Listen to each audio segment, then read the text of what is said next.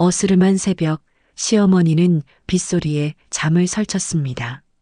차가운 빗물이 창문을 때리는 소리 사이로 며칠째 새벽마다 들리는 며느리의 목소리가 스며들어왔죠. 시어머니의 심장은 불안하게 뛰기 시작했습니다. 이 시간이면 모두 깊은 잠에 빠졌을 텐데 며느리는 조용히 현관문을 열고 들어와 거실 한 구석에 웅크리고 앉아 있었습니다. 시어머니는 숨을 죽였습니다. 어둠 속에서 며느리의 실루엣이 핸드폰 불빛에 조심스럽게 비쳤죠. 며느리는 누군가와 통화하며 나지막하고 다정한 목소리로 속삭였습니다. 네, 최 사장님 정말 감사합니다. 정말 큰 힘이 돼요. 최 사장님이라는 단어는 시어머니의 마음에 비수처럼 박혔습니다. 도대체 무슨 사장님일까요? 남편도 모르게 이 밤중에 만나는 사장님이라니. 시어머니는 몸을 일으켜 살금살금 거실로 다가갔습니다. 어둠 속에서 며느리의 실루엣이 떨고 있었습니다. 네, 내일 아니 오늘 뵙겠습니다. 감사합니다. 정말 감사합니다. 통화를 끝낸 며느리는 한참을 멍하니 앉아 있었습니다. 핸드폰 불빛이 그녀의 얼굴을 조심스레 비추자 시어머니는 평소 볼 수 없던 낯선 그리움과 애정이 어려 있는 것을 발견했습니다. 며느리가 통화 상대에게 보내는 그 눈빛은 사랑에 빠진 사람의 그것과 다르지 않았죠. 시어머니의 가슴은 차가운 얼음처럼 굳어갔습니다. 혹시 며느리가 바람이 난 건 아닐까? 차마 입 밖으로 꺼낼 수 없는 불길한 생각이 머릿속을 맴돌았습니다. 다음 날 아침 며느리는 평소보다 일찍 일어났습니다. 어쩐지 표정은 굳어 있었지만 부엌에서는 평소처럼 분주한 소리가 났죠. 따뜻한 밥 냄새, 구수한 된장국 냄새가 온 집안을 채웠습니다. 하지만 시어머니는 그 냄새조차 맡을 수 없을 만큼 마음이 차가웠습니다. 며느리가 차려준 아침 식탁에 앉아 시어머니는 며느리의 모든 행동을 예민하게 주시했습니다. 아침 식사 시간 며느리는 핸드폰을 힐끔거렸습니다. 메시지가 올 때마다 얼굴이 굳어졌다가 이내 급히 미소를 지으며 아무렇지 않은 척했습니다. 며느리의 불안한 눈빛은 시어머니의 의심에 확신을 더해 주었습니다. 며느리는 마치 죄라도 지은 사람처럼 시어머니의 눈치를 보았죠. 시어머니는 며느리의 그런 모습이 너무나 낯설게 느껴졌습니다. 며느리가 정성껏 차린 된장국을 한 숟가락 떴지만 차갑게 식어버린 마음 때문인지 아무 맛도 느껴지지 않았습니다. 아침 식탁 위로 팽팽한 긴장감이 흘렀습니다. 며느리는 애써 밝은 목소리를 내며 말했습니다. 어머니, 오늘은 제가 오후에 장을 봐올게요. 싱싱한 대구 사다가 시원하게 탕 끓여 드릴게요. 며느리는 시어머니의 눈치를 보며 평소 좋아하시는 음식으로 마음을 풀어드리려 애썼습니다. 하지만 시어머니의 마음은 굳게 닫혀 있었죠. 아니다. 내가 가겠다. 바쁜 모양인데. 퉁명스럽게 내뱉는 시어머니의 말에 며느리는 화들짝 놀랐습니다. 안 해요. 어머니 편찮으신데 제가 다녀올게요. 며느리는 황급히 변명했지만 시어머니의 의심은 이미 굳어진 후였습니다. 됐어. 내 몸 하나 추스르기도 힘든데 내가 이래저래 바쁜 모양이니 내가 다녀오는 게 낫지 않겠니? 시어머니는 며느리의 눈을 똑바로 보며 싸늘하게 말했습니다. 그 말에는 새벽마다 딴짓하느라 바쁜 거 다 안다는 비난이 숨겨져 있었죠. 며느리의 표정은 순식간에 굳어졌습니다. 그녀는 차마 고개를 들지 못하고 시어머니의 눈치를 살폈습니다. 곧이어 억울함과 슬픔이 뒤섞인 듯 굳은 얼굴로 고개를 끄덕였습니다. 식사를 마친 후 며느리는 서둘러 외출 준비를 했습니다. 평소에는 가볍게 바르던 비비크림 대신 공들여 파운데이션을 바르고 짙은 립스틱까지 칠했습니다. 시어머니는 조용히 그 모습을 지켜보았습니다. 며느리가 현관문을 나서는 순간 진하게 풍겨오는 향수 냄새가 시어머니의 코를 찔렀습니다. 장 보러 가는데 향수까지 뿌린다고? 낯선 향수 냄새는 시어머니의 의심을 더욱 짙게 만들었습니다. 며느리가 현관문을 닫고 나간 후에도 짙은 향수 냄새가 한동안 거실을 맴돌았죠. 며느리의 낯선 모습에 시어머니의 가슴은 무너져 내렸습니다. 문득 며느리와의 좋았던 시절이 주마등처럼 스쳐 지나갔죠. 우리 며느리는 원래 참 고운 아이였습니다. 처음 이 집에 들어와서 갓 쪄낸 흰 떡처럼 깨끗하고 순수한 미소로 조심스럽게 인사를 건네던 모습이 아직도 눈에 선합니다. 아들 내외가 결혼한 지 10년이 다 되어가지만 며느리는 늘 가족을 챙기는 살뜰한 마음을 보여주었죠. 명절에는 고생하는 시어머니를 보며 손사래를 치고 몸이 조금만 안 좋은 것 같으면 미리 알아채고 약을 챙겨주었습니다. 특히 아들이 야근으로 늦는 날이면 잠 못 이루는 시어머니 옆에 앉아 도란도란 이야기를 나누곤 했습니다. 함께 TV 드라마를 보며 주인공들의 사랑 이야기에 웃고 며느리가 좋아하는 아이돌 그룹의 노래를 들으며 신기해하기도 했었죠.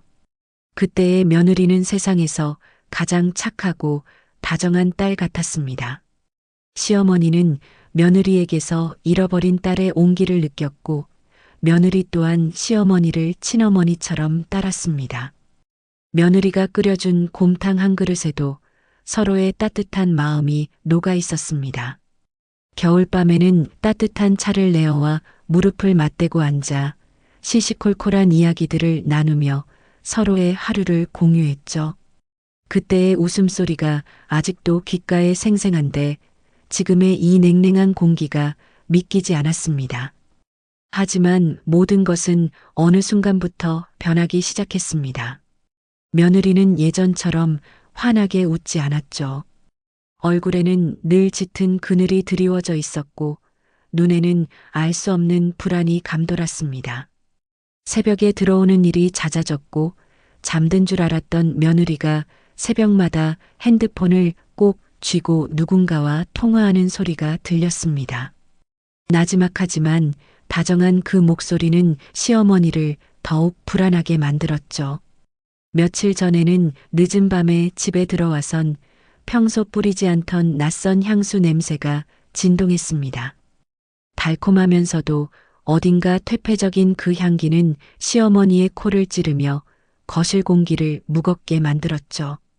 시어머니는 그 냄새에 자신도 모르게 코를 막았습니다. 마치 며느리가 자신의 집을 벗어나 다른 세상의 사람이 된 것만 같았습니다. 아무리 요즘 세상이 변했어도 이건 아닌데. 시어머니의 마음속에는 서운함과 함께 깊은 상처가 자리 잡았습니다. 딸 같다고 생각했는데 내 마음만 착각이었나? 며느리에게 나는 그저 시어머니일 뿐이었나? 며느리가 왜 변했는지, 무슨 일이 있는지 물어볼 용기조차 나지 않았습니다. 섣불리 물었다가 감당하기 힘든 진실을 마주하게 될까봐 두려웠기 때문이었죠. 그저 며느리를 향한 의심만 눈덩이처럼 커져갔습니다. 오랫동안 쌓아온 믿음의 벽이 무너지는 소리가 시어머니의 가슴을 아프게 울렸습니다. 믿었던 관계의 균열이 시작된 순간이었죠. 결국 시어머니는 직접 확인하기로 결심했습니다. 며느리가 현관문을 나서자마자 충동적으로 코트를 걸쳐 입고 뒤를 쫓았죠. 며느리는 골목을 돌아 번화가로 향하는 버스에 올라탔고 시어머니도 조심스럽게 그 뒤를 따랐습니다. 며느리가 내린 곳은 화려한 주상복합 오피스텔 단지였습니다. 높은 건물이 뿜어내는 위압감에 시어머니는 주눅이 들었습니다. 아니, 저런 곳에 도대체 누굴 만나러 가는 걸까? 시어머니는 멀찍이서 며느리를 지켜보았습니다.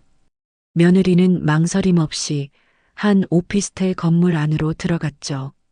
시어머니는 발이 떨어지지 않았습니다.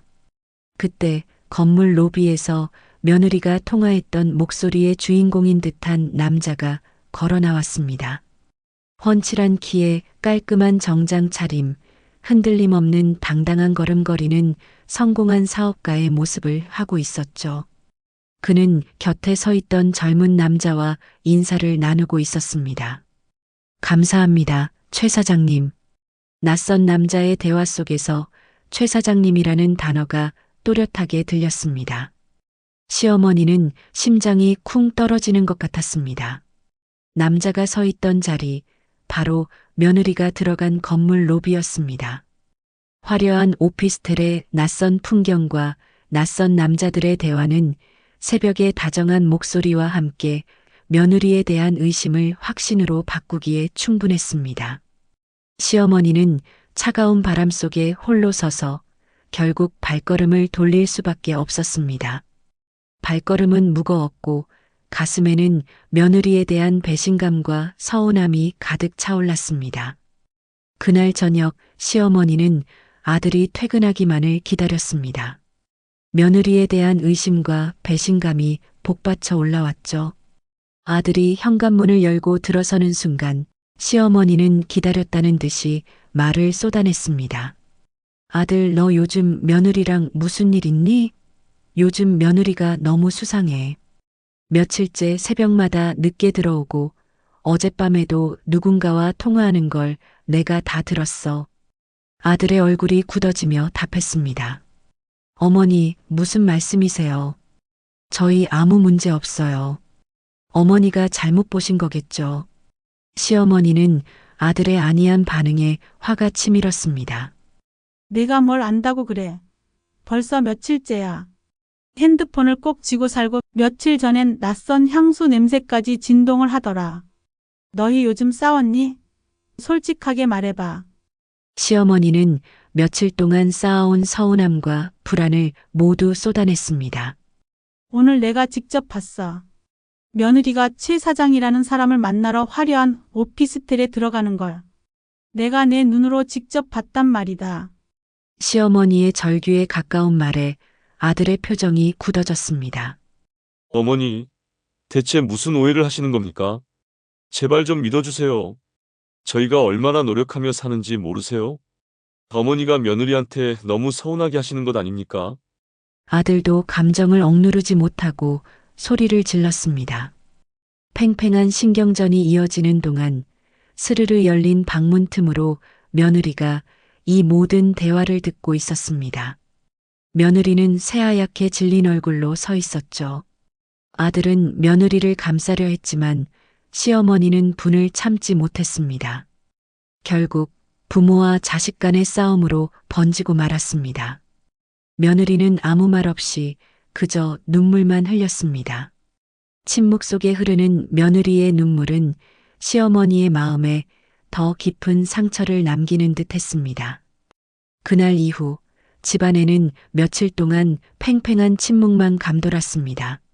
며느리는 마치 투명 인간처럼 조용히 지냈고 시어머니는 며느리의 눈길조차 마주치려 하지 않았죠.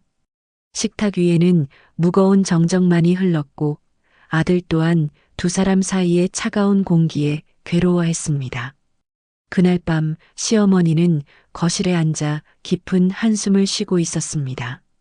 그때 며느리가 조심스럽게 다가와 따뜻한 차 한 잔을 내려놓았습니다. 시어머니는 차를 보지도 않고 차가운 목소리로 말했습니다. 이제는 새벽에 들어오지 않는구나. 밤늦게까지 그 남자와 있었던 모양이네. 며느리의 어깨가 움츠러들었습니다. 며칠간 쌓아온 감정이 복받쳐 오르는 듯 했습니다. 어머니, 제가 다 말씀드릴게요.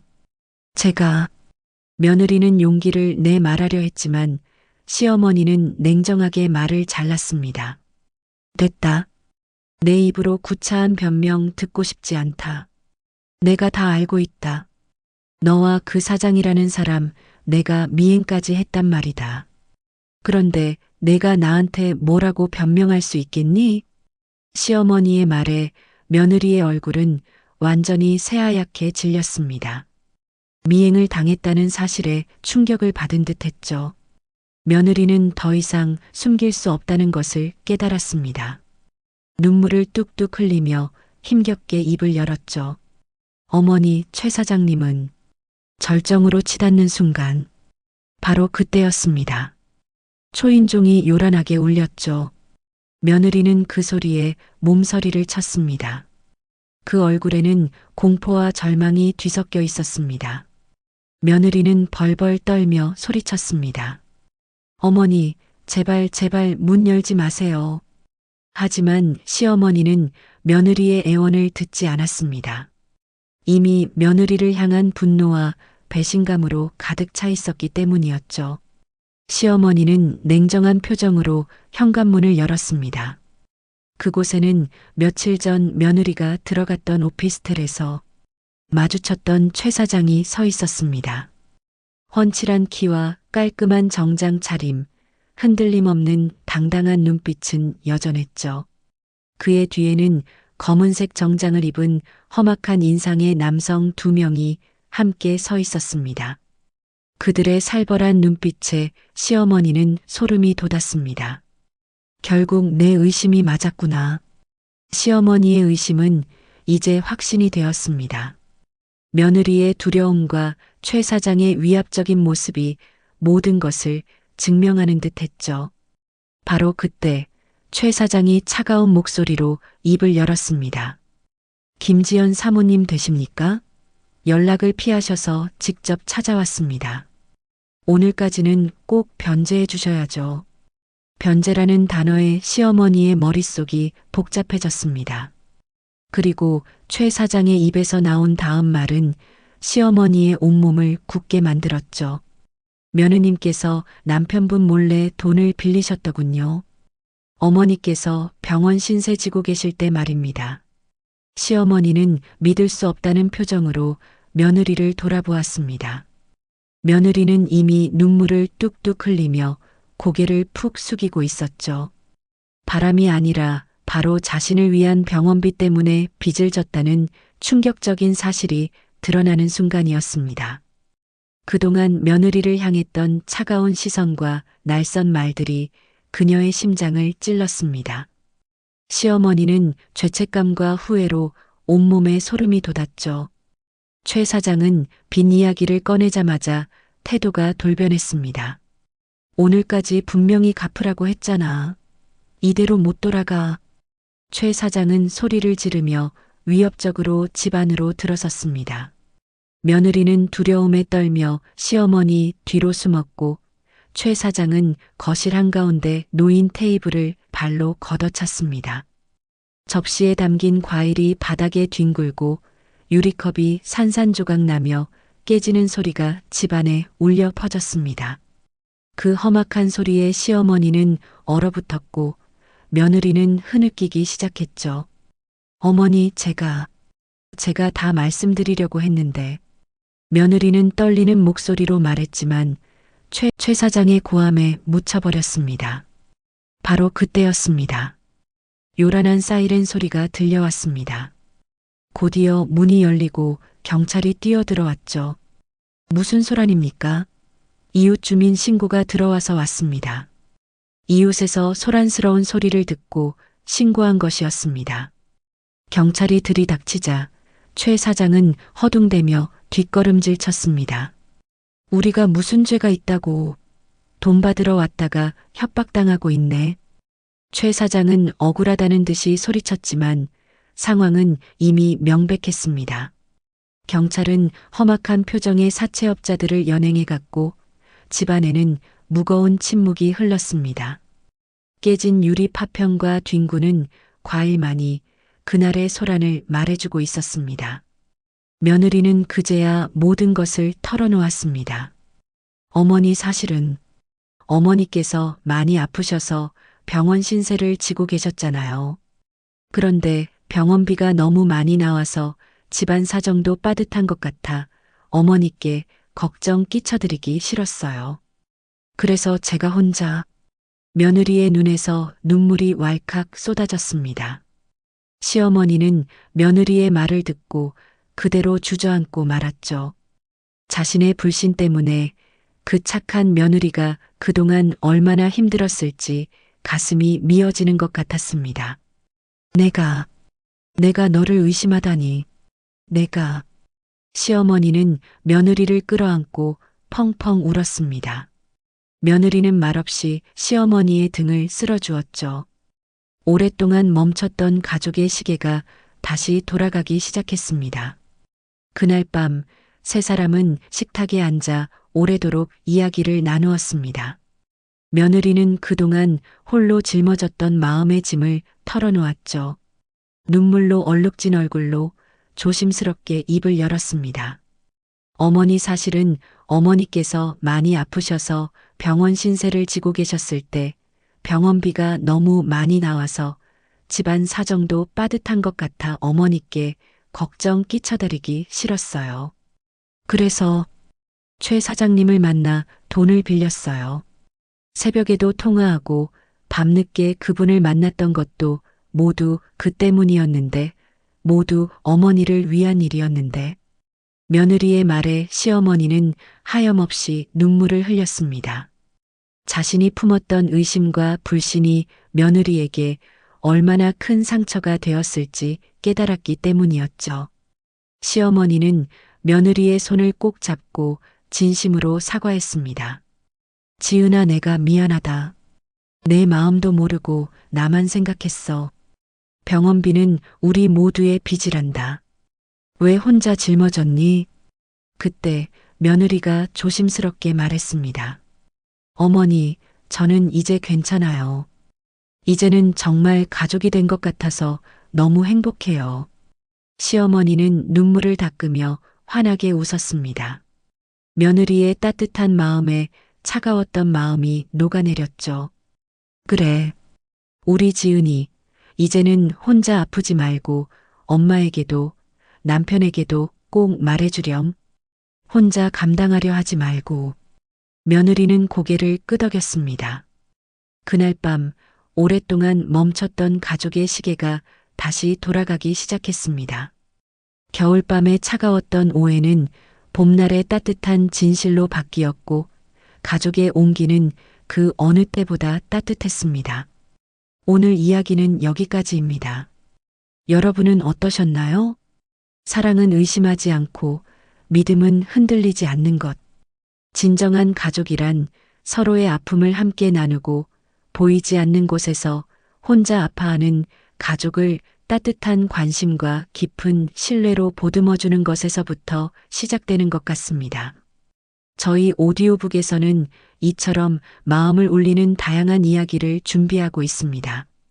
구독과 좋아요를 눌러주시면 더 많은 감동적인 이야기를 만날 수 있습니다. 다음 시간에도 따뜻한 이야기로 다시 찾아뵙겠습니다. 감사합니다.